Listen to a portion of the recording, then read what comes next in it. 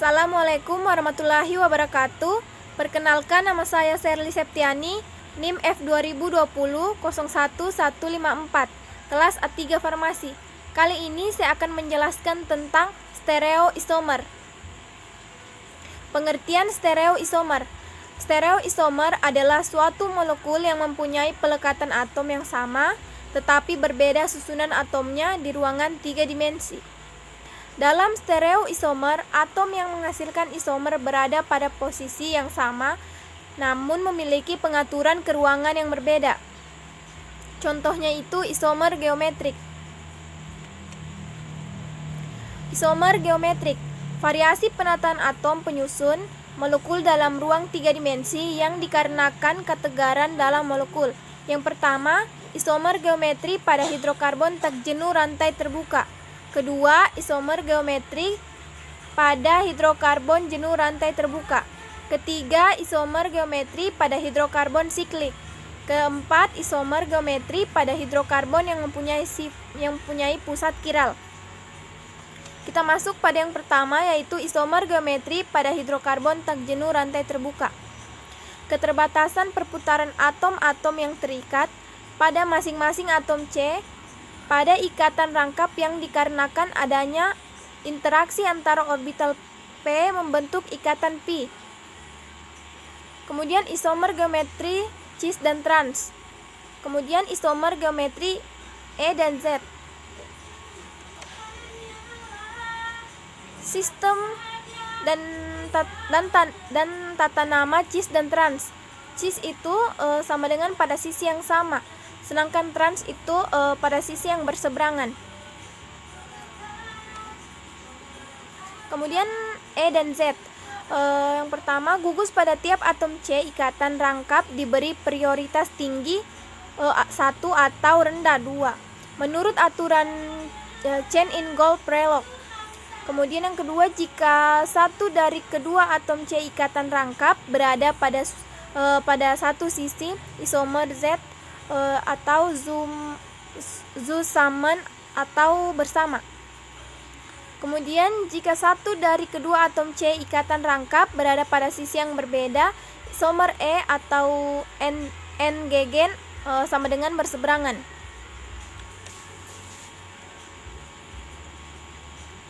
Kemudian kita masuk di Chain-in-Gold-Prelog. Atom dengan nomor atom lebih tinggi mempunyai prioritas lebih tinggi. Isotop dengan nomor massa lebih tinggi mempunyai prioritas lebih tinggi. DH12 mempunyai prioritas lebih tinggi dari H11. Jika kedua atom identik, maka atom berikutnya digunakan untuk menentukan prioritas. Atom dengan ikatan rangkap 2 atau 3 setara dengan 2 atau 3 kali ikatan tunggal.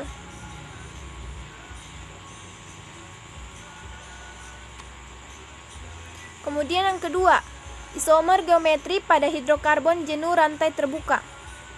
Yang pertama, keterbatasan perputaran atom-atom yang terikat pada masing-masing atom C. Kedua, rintangan perputaran atom-atom tidak sebesar rintangan atom-atom yang terikat pada atom C ikatan rangkap. Kemudian ikatan sigma masih memungkinkan atom-atom yang terikat pada atom C untuk berputar atau molekul yang memiliki penataan dalam ruang secara berlainan. Konformasi struktur atom kemudian terbagi menjadi 2, yaitu konformer goyang dan konformer eklips. Kemudian masuk pada yang ketiga, isomer geometri pada hidrokarbon siklik. Keterbatasan perputaran atom-atom yang terikat pada masing-masing atom C. Kemudian rintangan perputaran atom-atom tidak sebesar rintangan atom-atom yang terikat pada atom C ikatan rangkap, tetapi lebih besar daripada rintangan pada hidrokarbon rantai terbuka karena pengaruh regangan sudut. Kemudian ikatan pada hibridisasi sp3 mempunyai sudut 109,5 derajat. beberapa ikatan siklik mempunyai sudut ikatan tidak demikian. Kemudian besarnya rintangan akibat regangan sebanding selisih sudut ikatan dengan 109,5 derajat. Siklopropana mempunyai sudut ikatan 60, siklopentana 108. Kemudian molekul siklik besar hampir tidak ada rintangan karena regangan. Kemudian siklopropana mempunyai sudut ikatan 60, siklopentana 108. Molekul siklik besar hampir tidak ada rintangan karena regangan. Kemudian sikloheksana membentuk konformasi kursi supaya sudut ikatan mendekati 109,5 derajat. Dalam sikloheksana dikenal substituen, yaitu yang pertama aksial. Aksial yaitu ikatan pada salah satu hidrogen terletak dalam bidang cincin. Kemudian yang kedua ekuatorial atau ikatan ke hidrogen lain yang tegak lurus sumbu. Kemudian kita masuk pada yang keempat, yaitu isomer geometri pada hidrokarbon yang mempunyai pusat kiral. Kiralisasi adalah suatu keadaan yang menyebabkan dua molekul dengan struktur yang sama tetapi berbeda susunan ruang dan konfigurasinya. Kemudian atom yang mempunyai pusat kiralitas dikenal dengan istilah atom kiral. Atom kiral adalah atom yang mengikat gugus yang semuanya berbeda. Kemudian bila dalam suatu molekul terdapat satu pusat kiral, maka akan terdapat dua stereoisomer dari senyawa tersebut yang dikenal dengan istilah enantiomer. Sepasang enantiomer merupakan bayangan cermin satu terhadap yang lainnya. Kedua enantiomer tidak bisa ditumpang tindihkan setelah dilakukan operasi simetris apapun. Kemudian bila dalam satu molekul terdapat lebih dari satu pusat kiral, maka akan terdapat lebih dari satu pasang enantiomer diastereoisomer. Kemudian kita masuk di enantiomer. Pengertian enantiomer. Enantiomer adalah stereoisomer yang sama seperti bayangan cermin tetapi tidak dapat diimpitkan, merupakan molekul yang berbeda dan memiliki kegunaan yang berbeda. Hanya terjadi pada senyawa yang molekulnya kiral. Kemudian contoh dari enantiomer pada gambar seperti berikut.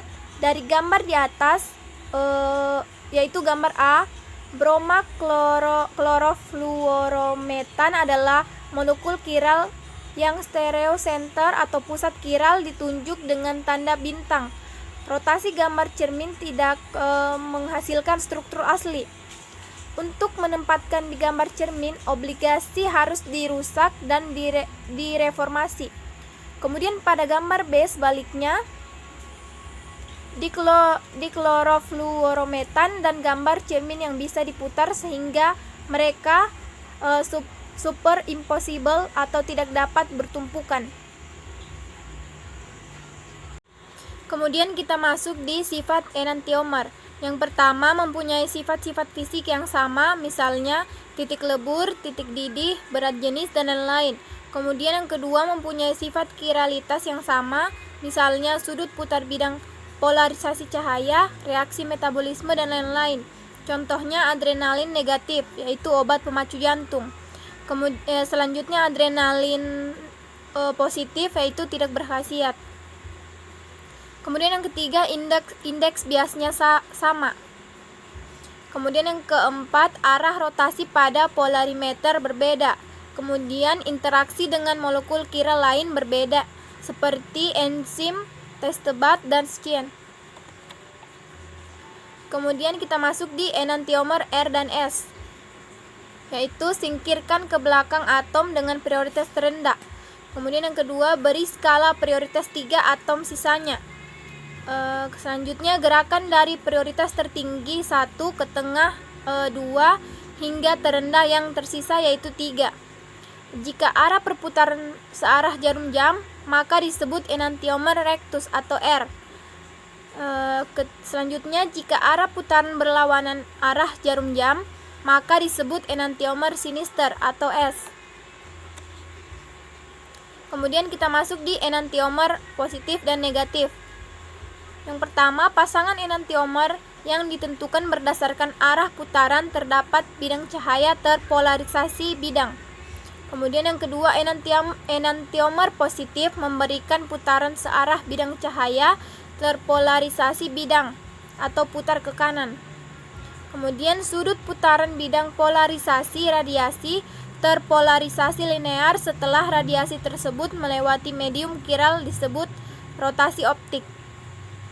Kemudian molekul yang memberikan rotasi optik disebut optis aktif. Kemudian enantiomer positif mempunyai sudut rotasi optik positif, sedangkan enantiomer negatif mempunyai sudut rotasi optik negatif. Campuran enantiomer positif dan negatif dalam jumlah yang sama disebut campuran rasemat yang memberikan sudut rotasi optik 0. Untuk suatu campuran enantiomer dalam jumlah yang berbeda, sudut rotasi optik merupakan selisih jumlah kedua enantiomer. Kemudian kita masuk di enantiomer D dengan L. Ditentukan berdasarkan posisi OH pada atom C kedua gliseraldehid berdasarkan proyeksi Fischer. Jika OH berada di sebelah kanan, maka disebut enantiomer dextro atau D. Jika OH berada di sebelah kiri, maka disebut enantiomer laevus atau L. Struktur senyawa dengan lebih dari satu pusat kiral tetapi strukturnya tidak kiral disebut senyawa meso. Kemudian kita masuk di diastereoisomer. Pengertian diastereoisomer. Diastereoisomer adalah suatu pasangan stereoisomer yang bukan merupakan bayangan cermin satu sama lain dan terjadi pada senyawa-senyawa yang memiliki lebih dari satu C kiral. Contohnya itu 2 bromo 3 klorobutana. Sepasang diastereoisomer memiliki sifat fisik dan sudut rotasi polarimeter yang berbeda satu sama lain. Artinya, kita bisa memisahkan dua campuran diastereoisomer dengan cara-cara fisika seperti destilasi, kristalisasi, dan lain-lain. Akan tetapi, tidak bisa memisahkan campuran dua enantiomer dengan cara-cara fisika karena sepasang enantiomer memiliki properti fisika yang sama.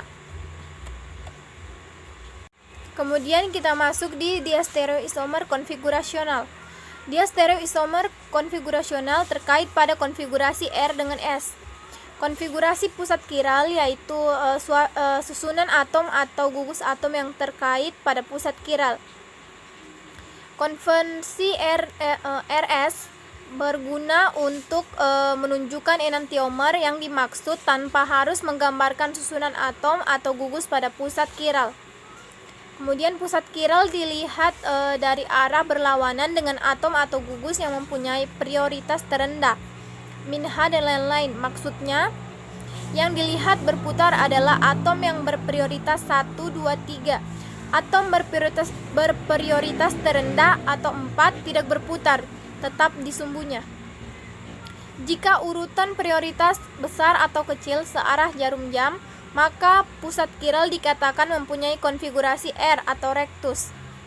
Jika sebaliknya, maka pusat kiral dikatakan mempunyai konfigurasi S. Kemudian urutan prioritas.